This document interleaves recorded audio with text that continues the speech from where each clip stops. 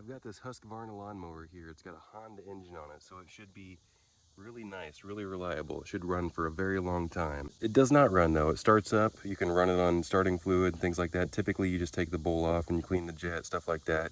But this one, the first thing I did was pull this line off, because that way I can just verify for sure which way is on and off. And also I can make sure that fuel flow is going through that fuel valve. If it's going this far, it's probably going in the carburetor bowl, but whenever I took this off, I noticed that water was in the fuel.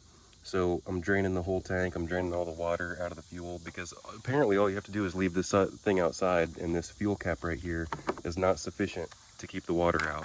Draining all the fuel out from the line, and then you take this 10 millimeter off the bowl, and you can just unscrew it enough to drain the bowl like that, and then just screw it right back on. So after all this fuel is drained, we're going to put new fuel in it, and it should be good to go.